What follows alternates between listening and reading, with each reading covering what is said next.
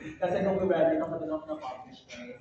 Pero, Paano yun? super Ang galing. thankful for this community who supported my arts and craft and who I really am.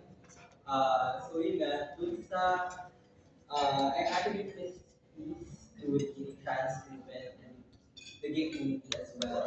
And I hope every kid who reads this gets courage to come out. So, banyo queen, ang pinaka-setting na talaga is sa banyo. A total isolation from everyone, a safe space.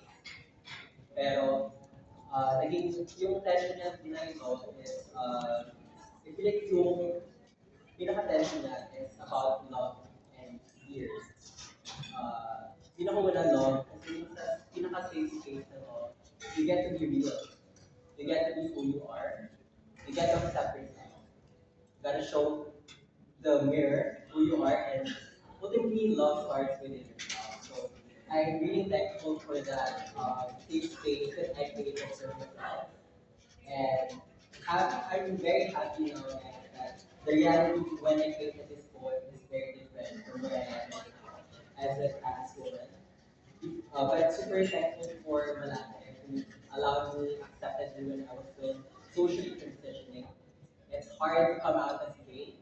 It's harder to even come out as a trans woman in the Philippines. So thank you, Malate, for that. As I said, love and fear coincides in the direction of his speech. In terms of fear, yun nga, yung pinakahuli niya, tinatawag na ako ng tatay ko.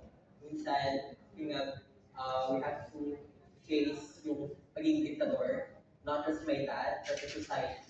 Let's not let them define who we are. It's us who define ourselves. So, yun nga, maraming salamat Malate and ituloy lang ang baklaan.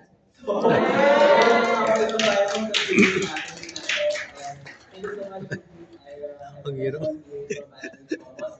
Ano sasabihin? Yung lahat.